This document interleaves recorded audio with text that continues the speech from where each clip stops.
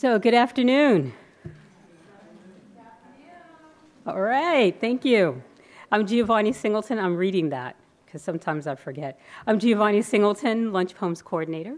Thank you all for being here today. I'd like to first invite you to sign up on our email list over on the librarian's desk. We also have posters with this year's Complete Lunch Poems program, so be sure to pick one up. If you're on Facebook, log on and become our friend. We would love to see you there. And if you happen to miss an event, all of our previous readings are posted online at lunchpoems.berkeley.edu. And today's program concludes our fall lineup, but do return on February 7th for reading with New York poet Kathy Park Hung. Before then, however, I encourage you also to check out our sister program, Story Hour, here today with Michelle T. at 5 p.m. Today, Robert Hass, actually the director of the Lunch Poems program, is away in New York.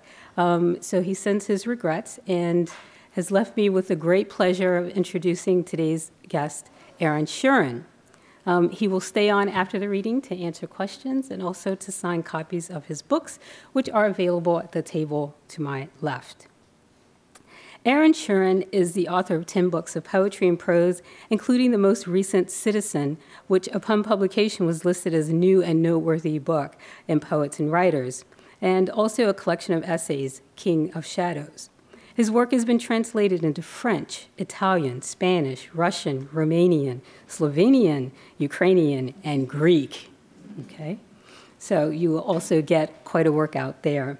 I have been familiar with Aaron's work for many, many years, starting as a graduate student at New College of California. And I must say, it encourages one to be a completist. Starting with A's Dream, I was left in vast amazement.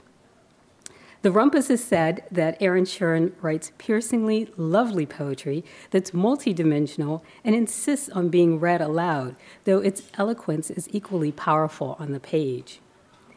He is surely one of the most stunningly original but under-celebrated poets of a generation that includes Rita Dove, Michael Palmer, Jory Graham, and Carolyn Forche. He takes his poetic starting point from the work of Robert Duncan, I think. Yeah, maybe? Okay. And he also studied with Denise Levertov here at UC Berkeley. Is that true? Yeah. In 68, 69. He participated in some of the most fierce and beautiful campus demonstrations, which the history of which continues, the tradition here. Widely acclaimed for his lyrical language and innovative verse, he brings the prose poem into new richness and complexity in his latest book, Citizen, from which he will be reading today. For me, his is a fleshy, lyric, wholly original geometry. For example, in the poem, And If at 4 p.m., no ghosts, no backlighting, no zen thump, but maybe a telepathic swish. And from Scout, with a shrug, I fling myself under the table, fetal tangle.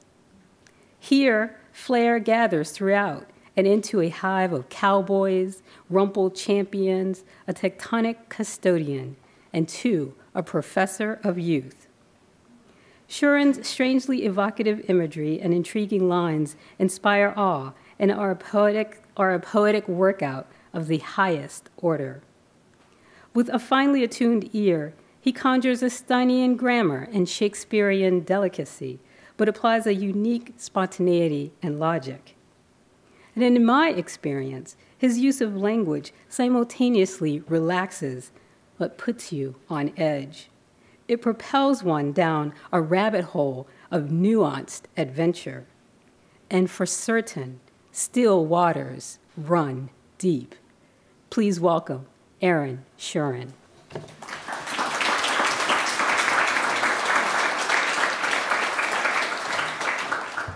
Thank you, and thank you, Giovanni, for that stunning introduction, which I hope I can be worthy of. And thanks to Bob Haas in absentia for inviting me to this great series. As Giovanni said, I was a student here in the 60s. My tenure ran from the free speech movement to People's Park. That's pretty much the way I mark it. I also want to say that I had two great teachers here who taught me to read and write, basically. And the first was named Janet Edelman. And she had just arrived. She was but 27 or 8 when I was 21. We became great friends, and she had the smarts to ask me one day when we were studying Chaucer, I think the Parliament of Fowls I had read and proudly translated, and she looked at me and she said, "But what does it mean?" And that was, I think, the first time anybody had peeled back my head like that. And then the second was Denise Levertov, who not just taught me to write poetry, but taught me to experience the joy of poetry. So here's to you, my friends.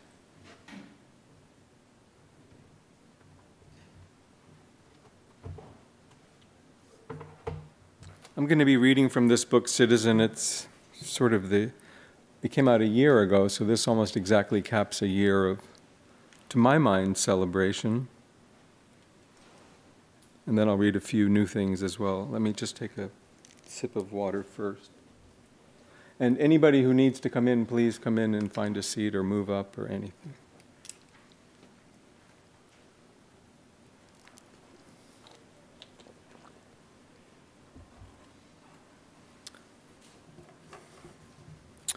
So I'm going to start with the first poem from Citizen, which is called Cool Dust.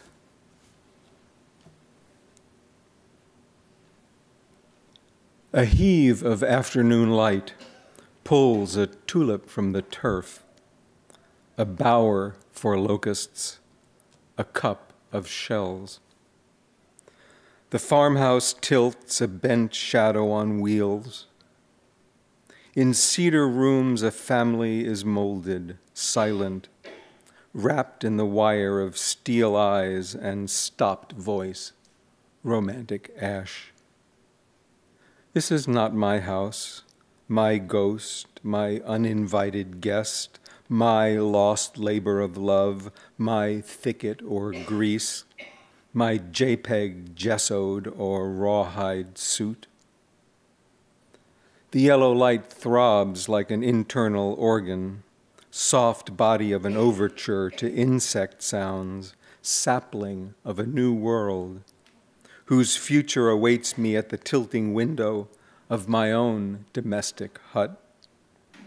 Perhaps this is my mesh of hours, my muscular ache, my guardian sash, twist of rope carved around an old maple trunk, my rod of power red with anticipatory friction at the edge of an emerging set of planetary rings. Stained ochre by the air, I pitch forward, a vanilla-scented pear that floats or falls. In the rattan chair on the front porch by the blistered boards of the front door, a figure of tar watches. Cool dust sparkles and settles. Shadows have made me visible. An empty wagon flares on the hillside.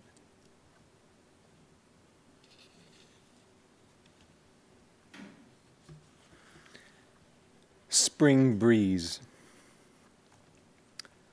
I'm as stupid as a spitball in a jumpsuit. Look at my catalog of terrors. The marquee says, incline toward medieval defenses. Who gave chase while the morning thrummed to a pillage of pigeons on the balcony, whoopee and nosedive, but kept the midnight searchlights on. Citywide librarians mark you overdue, brought to abandon by the fall of your syllables after the rise, narcoleptic euphony. But is it you or I at stake in this topical heat? And whose shady purposes exhumed us, plated, wet, and uninhibited like dinner eels?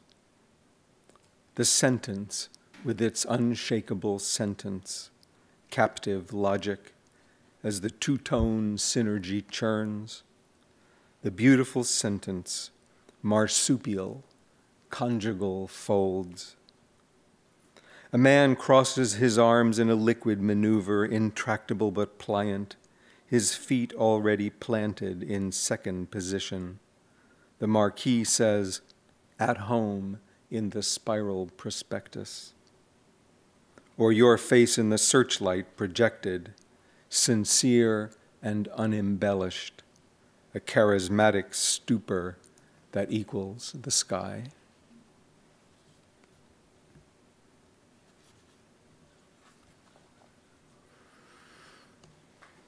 John said, "Sprawled before us full of meaning, but which alphabet in? Is that you on the bed, arms up, legs up, eyes up, to make a bouquet of parts, sheared by the fluttering bamboo blinds? Are those my boots on the flat weave rug, solemn as tombstones, yet glistening like loam? Where the jade plant in its fat gold pot is magnet to the afternoon air that ladles on the... Is that your nose ring flashing signals recumbent decoder? My tipped vault opens onto African kente cloth splashed on the mattress that is by chance his extract and froth. A memory dispatch signs in just as the word galloping is mouthed, with E in Brazil tucked in a feral crouch, and J in DF, thick with morning hair, and is it you, spindle, unreeling filament, filament, filament, in the heat of disclosure, tactile attaching invention anew as face to face, totally occupying space, inhabiting space. With a tip of the hat to Whitman, and there are many tips of the hat in this book, filament, filament, filament, from Whitman's great poem, A Noiseless Patient Spider.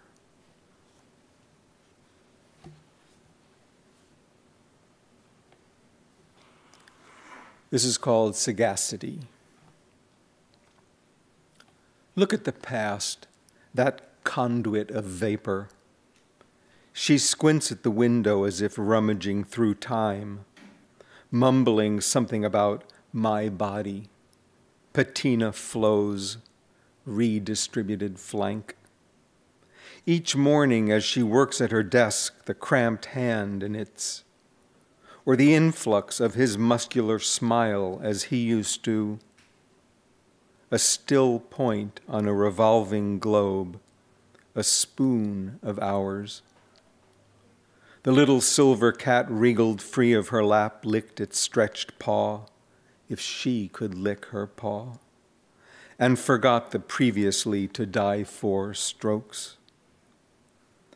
She got up and stretched as best she could, prickly fingers. An influx of where she was, the immediate coordinates of the sunlit room, ivory walls, sloping floor, baskets and painted pots, the open ledger, the notebook splayed like a specimen. A clatter to attention as if cramming down meatballs or toasted nuts or big fists of runny cheese. If she could seize them and fix them, if she could lock the melodious facts in place. She stood still in the gale of objects and signs like a mast, sucked at the wind, crossed her arms, stared down a yellow bowl, dared it to fade. She is a presence who appears with some regularity in this book, Citizen, and I appreciate her arrival.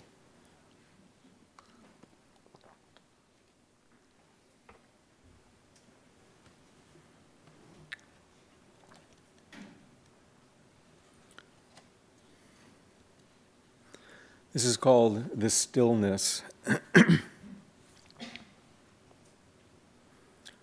Once I was a sailor in a town with no name. Hey Nani Nani or Go Cat Go. I had a red mountain bike and 2 skateboards, wheel confetti, but my skiff was my Uber pal. I could split the seam of any vector, river, lake, or draw, with coots sputtering from mangrove jumbles, surprised by my sudden proximity, and the imprint of my oar in the liquid sky, barely visible. Some called me Micah Glint, and some called me Mary Louise, and both were fine with me, depending on which shoes I wore, sleek rubber or nubby hemp, woven in strips or knit from fallen leaves.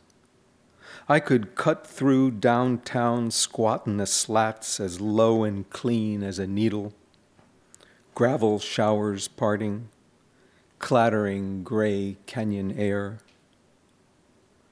Once I was a sailor with my long hair flowing, with a satchel of pink apples and a bouquet of peas, tendrils trailing. In a stub of an afternoon, removed from sequence, heretic hovercraft, in a flat eddy where you watched from the shore or corner or car or chair, to whom I waved relentlessly as I glided past, unrolling my way in circles or arcs such as cursive letters make. In that gap, in that rounded space, in my silent groove, like a paper boy in a paper boat, turning as I was turning.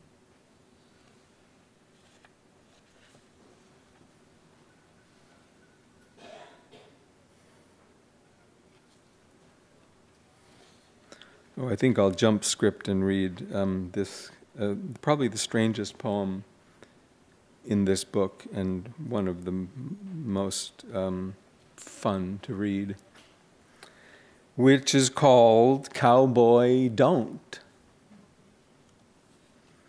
Cowboy, don't eat me. Yes, I'm tasty. Yes, I've come from my warren stuffed like a Christmas goose, tongue lolling. But cowboy, think of my varnished nose, my bucket of pink gums, the opera of my eyes. Let the knotted grid loosen, let your hard silhouette overflow. Alluvial redemption, let me slink away soundlessly into the lavender hills. Sanctuary caravan, cowboy, don't eat me. Go for the calf over there, tender as cactus jelly. I'm too sweet and too fat. My innards are frescoes of hormone spikes and acid splats. Mucho digestive scrabble. Don't open me to the scouring winds, please. Close your paring knife, your dripping cowboy lips. Life is episodic, and a revolution idles there behind the pink escarpment where my pack is gathering now. The world, este mundo inmenso, gyrates and kicks, and the hot stars in their pale ignition are burning, burning. Where did my cowboy poem come from? I spent some of this book, a bunch of this book is written in Mexico, you will find if you read it, and some that I'll read.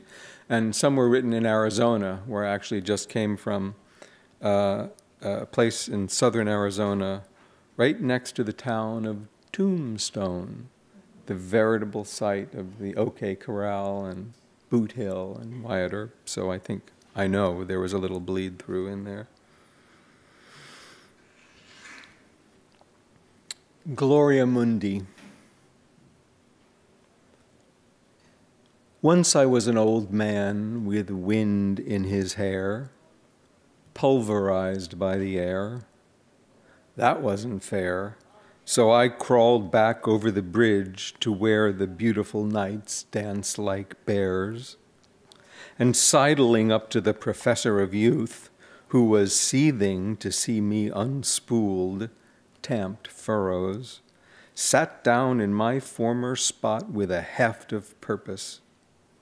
And with my eyes now sparkling like fresh cream, started to sing, "Attention purifies the vagrant mind," as if it had been peeled out of a hymnal from my childhood. Once I was a young Turk with wind at his back. It was hard to argue with that. Once I had a tunic of cobalt blue, a twilight cape, a dark kimono. With a sweep of authority as if it were my hair, I climbed the laddered air to where the voices hung like ornaments in cobalt space, dancing bears, and waited in the sonic arches as if I were at home there, and learned my methods and honed my craft, bridge and arch, ladder and stair, happily at home there.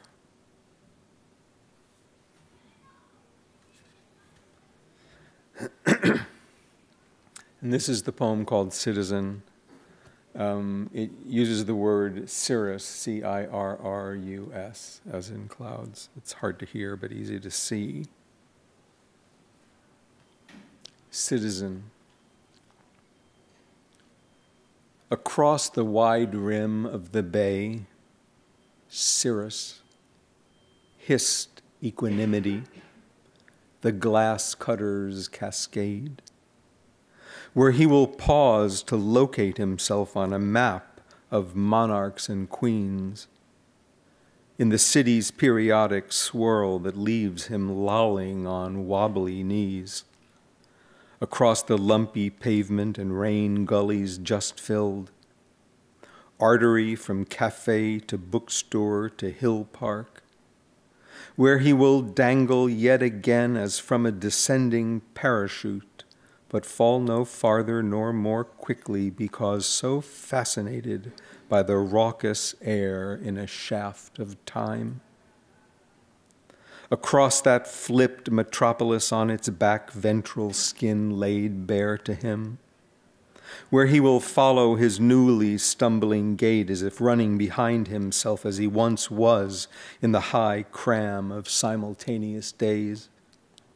Twister, which he has been and longed for and stampeded into, duly imagined, communalized, extracted from, recollected, remade, revisited, abided by, grown into and old in and smart from and stayed fresh for, crossing and recrossing, and watches still, cirrus, wide across the wide rim of the bay.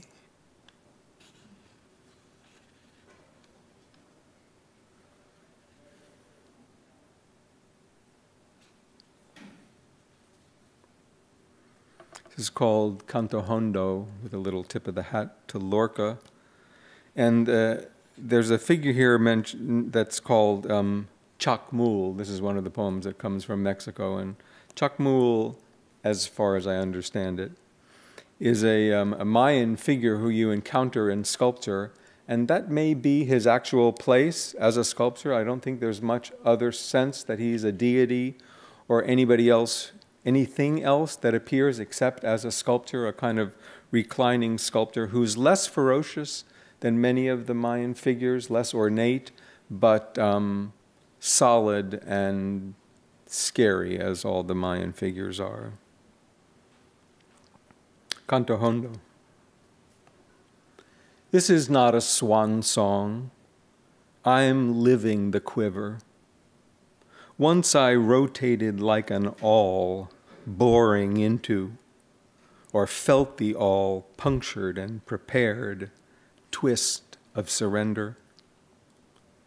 Where are you opened? How are you opened? The great sprawling, the great contraction. We felt the vibrations in our eyelids, folding fan of the iris, seeing and stampeding and guzzling the broth of things. And we have heard the busting rhymes at midnight. A feast of seeming. This may well be my conjurer's spree. Once I had an exit wound teeming with the will of the people. It was savory pie to Chakmul, who served me with lychee paste and mezcal dew, a drink named Bleeding Waters. I was not his swan song, though he tried to stanch the flow. How do you thread a sigh so it attaches to the sky and rises like a mind on fire? Perhaps this is my sculpted stone in high relief, a whack of light. They called me harrowing esplanade, but walked right through with soft little dogs on catgut leashes and plastic bags to catch their dropped endearments. They called me aleatory jackpot, and I broke their backs, their books, their backs, their banks, their stack of books. I am riveted to easy solutions and complex elisions, like a soft little dog in heat. Once I began every story with, once. You are my exit wound, pure and translucent, a suction, a quiver. This is my swan song.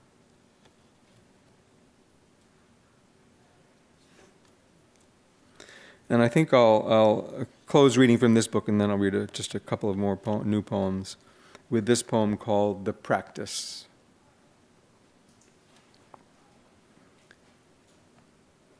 They mistook me for illumination, a revenant in walking shoes. So I gathered significance and spread text. Stood beneath the 7 cardinal points with arms upraised, practical telepathy, in a white paper suit like a flag of surrender, thunder at my back. I was an open man of the open streets, a burnished sieve of common purpose, scrawled on walls, thrashed cans, and blasted caps for equivalence. I wasn't alone. The boulevards teemed with wiggly kids and mooing parents slow as boulders. In the Plaza Palabra on a green iron bench, a grand senora suffered the odes of schoolboys and thugs, smiled behind an opal fan while they searched for words to match their tumultuous nights, and all words fit. In July, volubility. I hoarded cherries, cataloged their juices. Were they Rainier, Bloodnut, Royal Anne, Squirrel Heart, Rosebud, or Bing? Then swallowed them one by one like detonations, initiations. In a fever of taxonomy, I followed a squadron of dragonflies right to the vanishing point. Incarnation is a provisional state, but stretches outward like noon. For practice, I wallowed and stretched.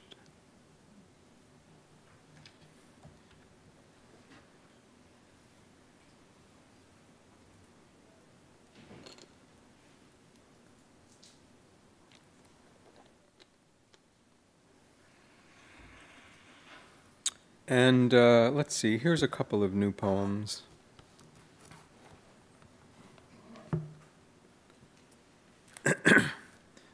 One, you may have heard already that there are a number of poems in Citizen that start with the trope of once, including that one called The Stillness, Once I Was a Sailor. And this poem actually begins to riff off of that. I am a magpie, and I steal from myself as well. So this is called Once.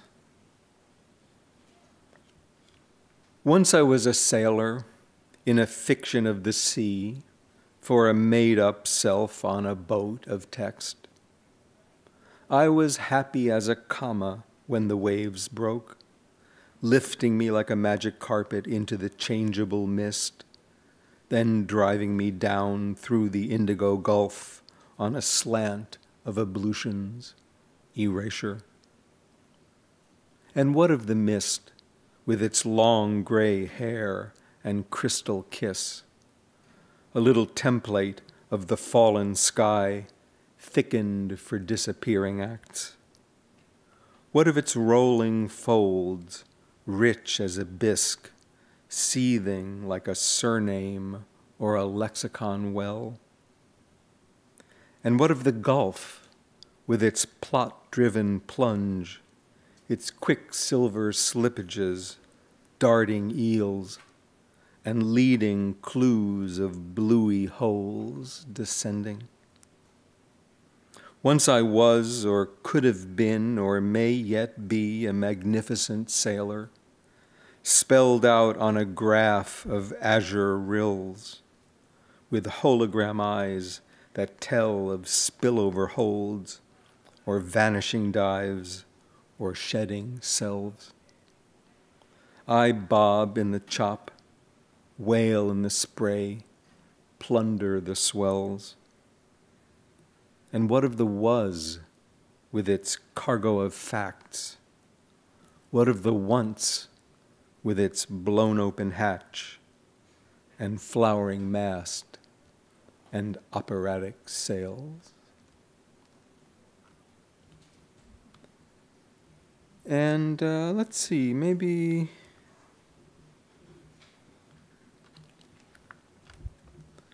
it's always fun to put yourself on the line at a reading, and this is a poem from this week. And I did indeed just get back from Arizona, where I spent most of the last 10 days. So here we go. Be kind. He stood. He stamped his feet and opened the door, stood on the threshold, turned around. The desert light shrank his eyes, sun slammed his face. He almost lost his breath. Blonde, shiny grasses, ring of distant mountains pinking in the haze, the scorched but somehow fertile earth. He wiped his brow. He couldn't go in, he couldn't move, he couldn't say why. As if he too were a thing dried in beauty, stopped in his tracks in the heat that fixed him in its gaze, rattlesnake Medusa, where he breathed the stinging, dusty winds as though a rock inhaling rock, his proper evolution, and fed on silence as it flowered and fell, the fierce clarity, the fierce restraint, front door behind him hanging open like a thrown shadow as he blazed in place. Inside the view, the zooming arc, and edge to edge, the blue absolute.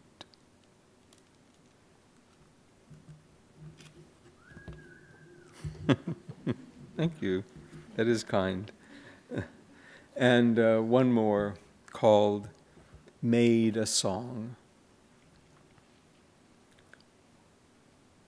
Floating up and walked along and made a song. Little Buddha in the clouds, squat upon the rise. What is the prize? And thus, O great woman on the lowland chair, anything is fair. She thought, Nah, where's the fair in that? And walked some more.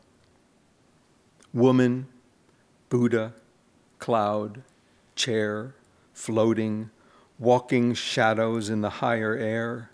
As I look, screen, worry, dream, work, speak, under your sign of my projection. Though high, I bow to find the particle unseen and bring it home into the sky, my guide. So I skip and crawl, puppet of the mother air, moving puppets in the other air. This is where I dance, where I sit, what I saw and see as given to me. Or look, I can tear up space, tear up the clouds, the Buddha riding on an ozone wheel, free them all, feed them to the book, which always asks for more. Tear up the book, feed it to the song, feed all to all, and walk some more. Thank you.